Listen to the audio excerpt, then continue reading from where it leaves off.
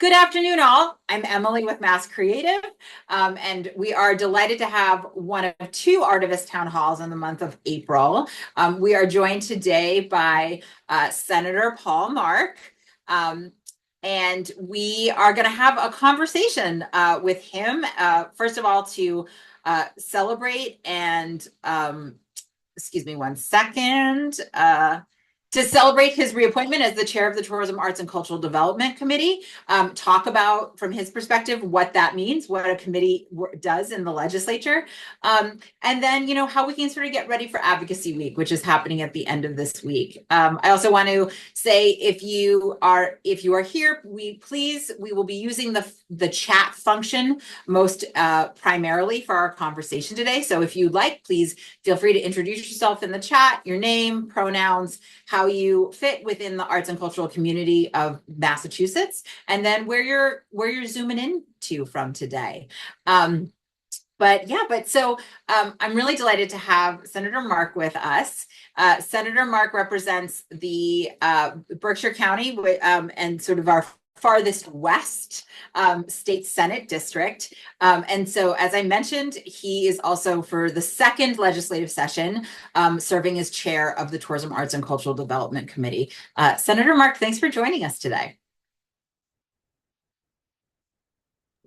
Hi, thanks for having me. Great to see everybody.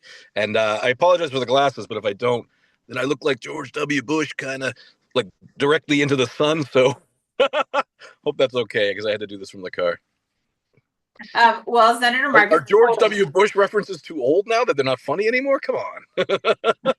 not too old for me. Well, thanks for joining us today. I wanted to start so that folks on the Zoom and then who are watching this recording can just hear a little bit about how you got into public service. So I believe you were born and raised in the Berkshires, but if you could just tell us sort of what drew you to running for office. Well, the long story, and it's long because it starts off with when I was 8 years old, Dukakis was the governor. He was running for president, and Dukakis marched in the 4th of July parade. And for whatever reason, out of all the people on the sidelines, he came over and shook my hand, and I was like, wow, that guy's going to be the president. This is amazing. And then obviously he did not win the election. And so when he lost the election, I was, even as an 8-year-old, I was devastated. And I started paying attention to politics a lot at that point, and I volunteered on campaigns when I was like 16 years old, and have been involved in campaigns every step of the way ever since. Never thought I was going to be the one to run. And then a lot of like why I care about politics the way I do, from opposed to just campaigns and who wins or loses, why the policy side matters, and like why the issues I care about are the issues I care about, is when I was probably 12 years old. My father worked at a warehouse, and the warehouse closed down and moved out of town and left, and everybody that worked there was out of a job.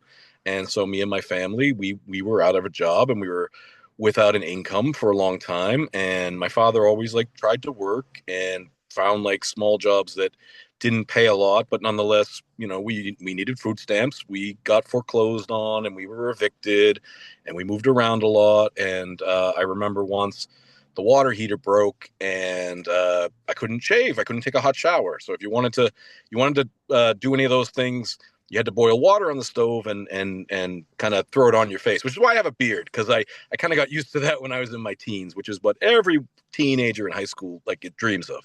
And that kind of culminated in when I graduated high school. I went to UMass for a year, and I dropped out because a year in, I didn't have any money. I didn't want to take out student loans. I didn't see much of a future. And I got really lucky. And about a year after that, I got a job working at the old phone company as a lineman, climbing telephone poles and running wires and working on landlines, coming into your homes, even taking out payphones. And it was a union job, and I got really involved in the union. And I was the union steward and on the executive board and the political director. And it had a tuition plan, and had a really great tuition plan as a benefit that the union had negotiated. And in the 10 and a half years I worked there, I went back to school and did an associate's degree, a bachelor's degree, a master's degree, a law degree, and a doctoral degree. And I always bring it up because what was the difference between me 19 years old dropping out of college and me 31 years old with all these degrees ready to run for office? Opportunity. And so that's why when the rep seat opened unexpectedly a month after I was sworn in as a lawyer while I was still fixing payphones, I decided to run for office because people I worked with from the union told me, "You're always telling us who to vote for. Why don't you run?" And I said, "Yeah, why don't I?" And so I've been honored to serve ever since. It's an amazing experience. I said it was a long story. I hope it wasn't too long, but it in the context of the arts community, why I feel passionately about arts is because in my region, this is a major economic driver. These are jobs that are not going to pack up and leave and move to wherever, like my father's job did. And I said, my father always had like small jobs that never added up. To me, if you're in the arts community, you should be able to have a job and that's your job. It's not that, well, I work at a bakery and then at night I paint. No, no, no. This is a worthwhile endeavor. This is important to our society and to our commonwealth, and it should be something that is stabilizing. And so I was really happy to be appointed to the tourism committee for the second term in a row. Especially a sidebar of that is I chair the 250th anniversary of the revolution, and this is the 2 years that we care about that a lot. So grateful to be here. Thank you, Emily. I hope that wasn't too long.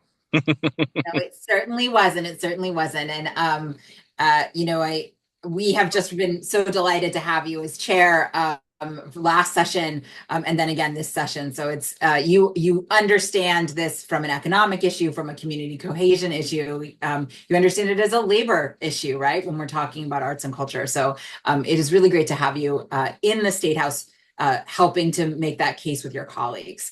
Mhm. So we've talked a lot, and we at MASSCreative, we talk a lot about what the process is, right? Like, how do bills move through the legislative process? How do budgets how do they pass? Mhm. And one of the things that we've talked about, particularly when we're talking about legislation, is the hearings, right? But I'd like to back up a little bit. And so we've mentioned a couple times that you're chair of the committee on tourism, arts, and cultural development. So could you, from your perspective, what do committees do within the legislature? And then, yeah, let's start there. Okay, yeah, yeah. Committees. So all 40 senators and all 160 reps, we have the chance to file as many bills as we want. And even though we're only given 2.5 weeks, that actually turns into about 4,000 bills to start. And by the end of the session, it creeps up to somewhere between 5 and 6,000. So 200 of us have to consider 5 to 6,000 bills. And what you do with the bills, because every single one has the opportunity for a hearing in public. So every single bill that gets filed, everyone on this call, you have the opportunity to testify, to watch the hearing, to hear more, to learn about the bill, to follow it online. And so the reason the committees exist is you take these 5,000 bills and you break them down by subject matter, and then they allocate the bills, the House and Senate clerk, by the subject matter to the appropriate committee. So we have bills about having a choreographer laureate. We have bills about libraries and e-readers, and we have bills about the art in the State House itself. Tourism is one of the committees that has under 50 or has under 100 bills, excuse me. But then you have committees like Judiciary that has hundreds, and Ways and Means ultimately over 1,000 bills will come through that committee. So ideally, and this is why another reason why tourism was one of the three committees I asked to chair again this session, and why I'm glad to have the chance to do so, is when you bounce around committee to committee, maybe you don't have or keep the expertise that all of you in that industry and in that policy sphere deserve to have. And so, I have the luck of having not firsthand experience because I'm not talented, but I have the luck of having peripheral experience in my region because it's such a vibrant industry, tourism, arts, and culture. And so being able to keep the stability of chairing this a second term in a row, I think is important. And I think, Emily, you actually asked me if I was interested, and I said yes. I know Beth Ann from the Mass Cultural Council had asked me, and I said, yeah, definitely. I was not seeking to get out. And a new senator was trying to get the chair, and I kept it over them. I won't say their name, Dylan Fernandez, but yes. Oh, palace intrigue. We love palace intrigue. But he got agriculture, which was also one of his top three. So actually, really good choice for him as well. And a plug for Senator Fernandez, who is serving his first term as state senator after serving in the House of Representatives, is a great champion for arts and culture. So it is always nice to know that that the committee where a lot of us focus our attention is something that multiple senators are interested in leading the work on. So thank you. Thanks for that.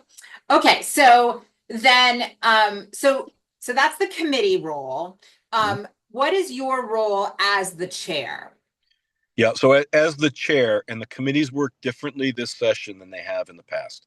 So in Massachusetts, we have more joint committees, House and Senate together, than any other state in the country. And that's been the way it's worked for a very long time, certainly throughout my time in office.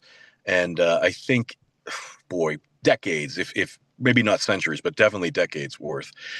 What's changing this session is instead of the House and Senate deciding together, which is what we have always done, and on the committees, because there's 4 times as many reps, the reps end up as the majority of the committees. What we're doing to try to balance that out a little bit is the House members, we're going to meet jointly. You're only going to have to testify once, but the House members are only going to vote on the House bills, and the Senate members are only going to vote on the Senate bills. And so, as the chair on the Senate side, my role is to facilitate that the hearings go well, that people are notified of the hearings, that everybody that attends has the chance to speak, that we've reserved the appropriate space. And then beyond the actual bill hearings, which there'll probably be 4 or 5, we also oversee having events in the various districts of members of the committees. So I know many members of the House side of the tourism committee have expressed interest in having us visit their district and learning more about their local institutions.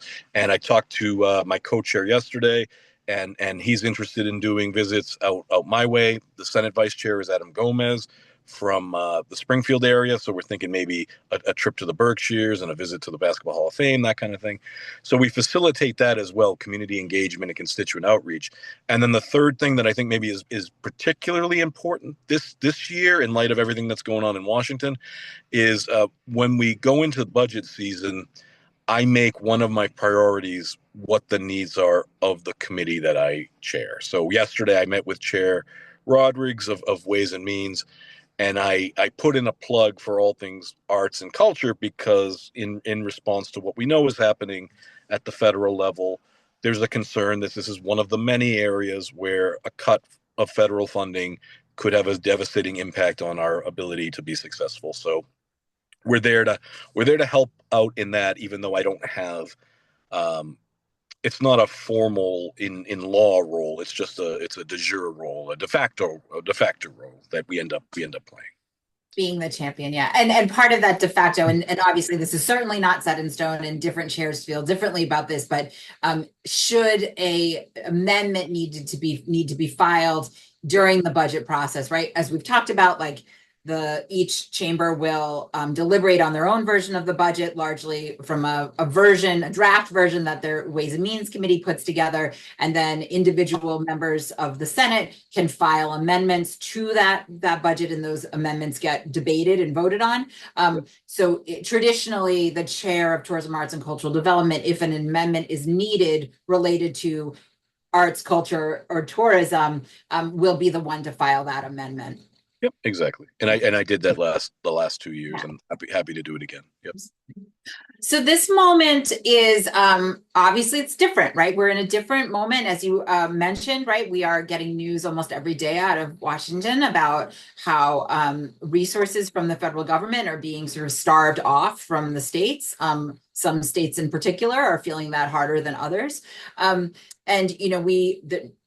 I think we all, there's news that the Institute for Museum and Library Sciences was all but shuttered earlier this week. And then there's some concern about the National Endowment for the Arts and the Humanities, right? And MASSCreative is constantly paying attention to that. From a state perspective, Senator Mark, there was some news yesterday around what the Senate is looking at and sort of thinking about how to respond to this. So those seem like conversations that are happening even in a tough budget year, right? Yeah, it's definitely happening, and I'll put out there, if you love the guy, if you voted for him, good for you. I don't assume anyone's politics. Policy perspective, maybe you like what he's doing, and that's great. From a procedural point of view, it's very unusual. It isn't the way I think of things, the process that should be followed, and it is definitely having a destabilizing impact, both nationally, internationally, and then again at the state level. And so when it comes to things that are, I think, policy statements and ideals that make Massachusetts special, that has made Massachusetts a leader over 250 years in this country, since the founding of this country, I feel very confident saying Massachusetts isn't changing. So if there are bans, if there are things that I disagree with wholeheartedly, and they're contrary to what the policy directive and the philosophy of Massachusetts is, we're not giving into that. We're not going with that. We have a strong governor. We have an excellent legislature. We're going to stand up. We're going to be there to protect the work you do and the ideals that you also hold. Should that be your statement, your mission statement, as it were. When it comes to funding, we feel the same way. We're going to do everything we can to backfill, but there is a reality that depending on how far it goes, there can be a problem. And I'll say the budget we're crafting right now feels most closely to me to the budget we were crafting in April of 2020. When COVID was hitting, it was very uncertain. We ended up, in that instance, not doing the final budget. I think we delayed it for 4 or 5 months just to get a better grasp of what's happening. We don't have that luxury this time. So the feeling is we're expecting like 2% growth, and that's not a horrible thing, but it is a time where level funding or small increases are a win. Right. And we have to proceed cautiously because we're learning of new cuts coming down from Washington like every week. We're not seeing yet 2 billion's gone, 3 billion's gone, but 12 million here, 50 million here, 80 million here. Like that starts to add up quick. I can't even comprehend the numbers in a personal point of view. $15 billion of our budget, so almost a third, comes from the federal government. Much of that is in healthcare, and that is one of the areas that we're hearing there might be cuts. In good news, we're sitting on $9 billion in our rainy day fund that over the last, I think since the last recession in 2008, 2009, we've slowly rebuilt, and we have one of the strongest stabilization accounts in the country. But $9 billion sounds like a lot of money until you start losing 3 billion or 4 billion. So just, a dose of reality. I hate to be like the bearer of cautious news, not bad news, but cautious news. But all that being said, we're doing everything we can to backfill everywhere we can as much as is absolutely realistically possible. That's really helpful. Thanks for that context. And I just also want to flag that right now, the chief budget writers, both in the House and the Senate, Chair Michaelwitz and Chair Rodrick's, were the chief budget writers in that moment that Chair Mark referred to in COVID.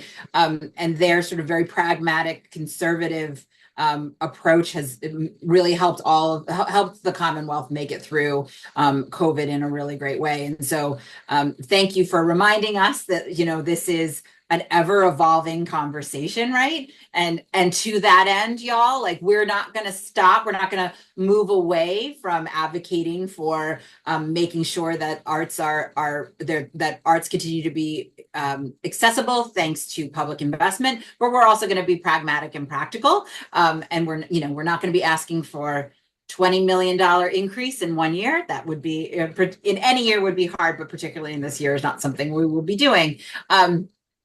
The other piece that I wanted to just flag here is we have a legislature and a state government that has our backs, right? As artists and as creatives and folks who spend time caring for communities and really holding on to free speech, right? So, and that it feels good. So thank you for affirming that for us, Chair.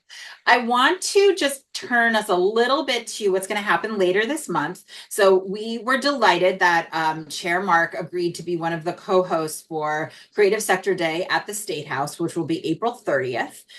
This will be our second year doing this particular kind of event. So it will start at 10 a.m. with a formal program. And then, Anissa is blowing the little trumpet, if you can see her graphic. but we'll start with a formal program at 10 a.m. The continental breakfast will be served. Then after the formal program, there will be performances by artists and displays by artists in the Great Hall and the Grand Staircase. And advocates are encouraged to meet with their elected officials during the afternoon. So as we're thinking about coming into the building, right? And from our perspective as a sector, we think every time we get to go into the State House, we get to bring our creativity and we get to bring our joy with us, right? Like that's our superpower.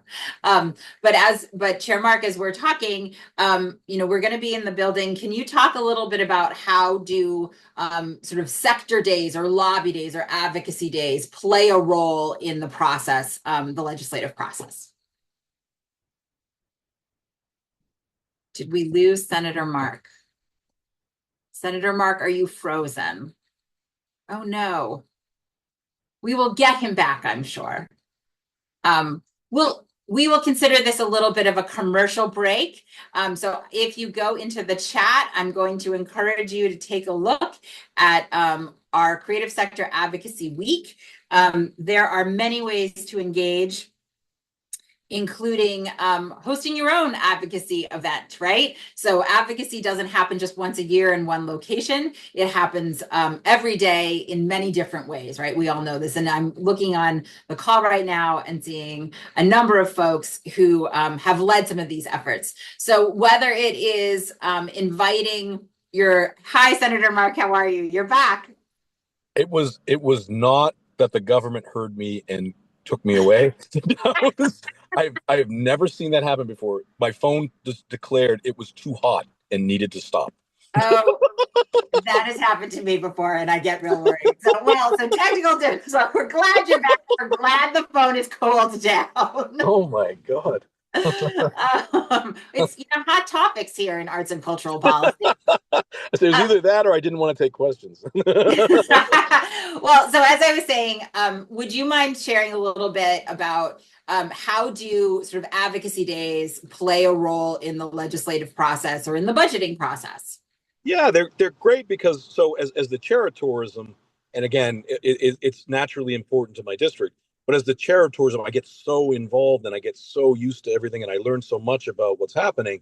And then the advocacy days are a great opportunity for all the other legislators that maybe aren't as involved because they're not on the committee, or they're a region that's just not as interested, but they come here and they learn and they see things. So like I'll go to advocacy day for like uh, schools that like are the kind that aren't in my district, or I'll go for lobster day. They literally have lobster day, and I'll learn, oh, lobster's not just delicious. This is the amount of jobs it creates in the Gloucester area, that kind of thing.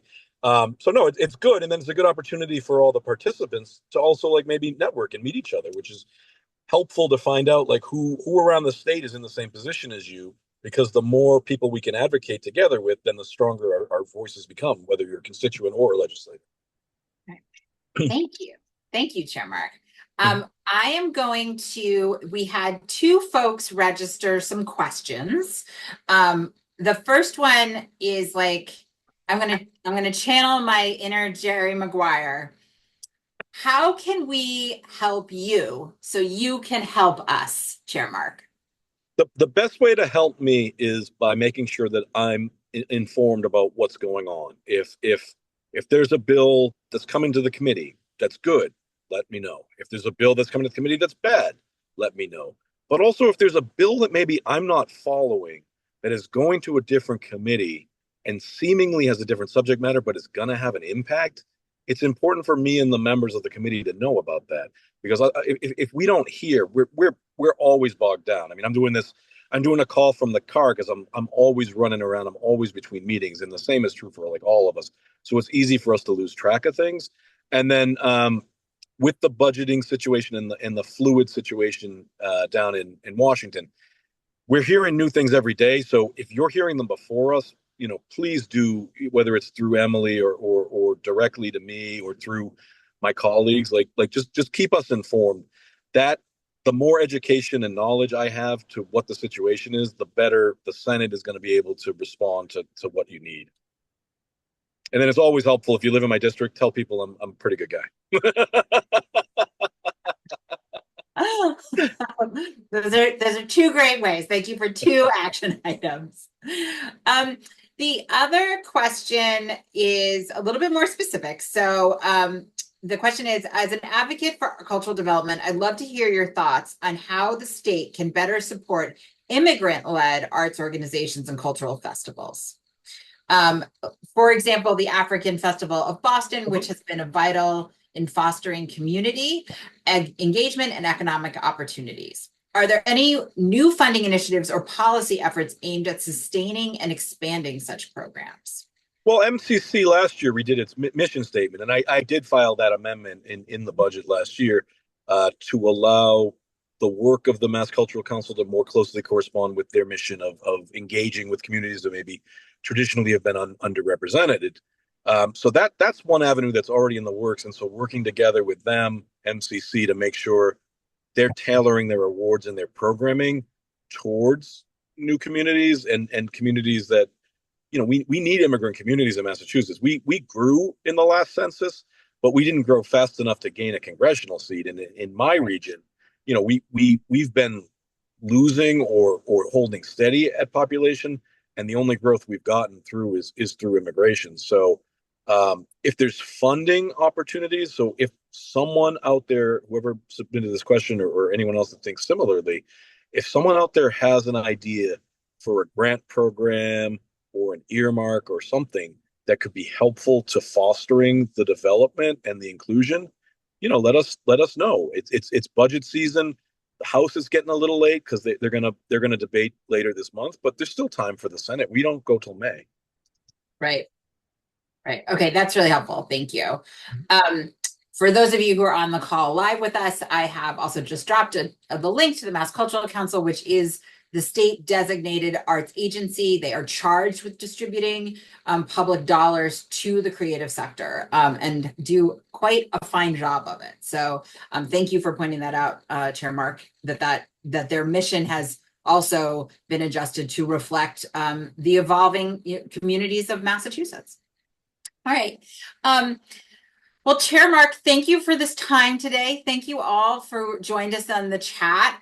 There was one question that came up in the chat related to Advocacy Day that I'm going to answer, but I'm going to answer on behalf of one of my favorite people who I get to work with day in and day out, Gabrielle Hansen, who is the legislative director for Chair Mark. So the question is, if you're coming to Advocacy Day, should we make appointments with our legislators on that day or just stop by their offices? And if you are already registered or are planning to attend, I highly encourage you to reach out now and ask for a meeting time. You will actually most likely get a much more focused conversation if you have a meeting already on the books. But I will also say that the staff in every House and Senate office that in that building is incredibly warm and welcoming. And if you aren't able to get a meeting and need to stop by, you can do that too. But if you have the time now, making an appointment is the way to go. And we have on our website a number of resources and guides and tools to help you do that. All right. Well, thank you all for this call. We hope to see you on April 30th. We also hope you are considering ways that you can engage in local advocacy during that week. Again, if you check out our website, we have a whole series of guides and suggestions about how you can do that. Thank you, Chair Mark, again, for being here with us. Thanks, everybody. All right.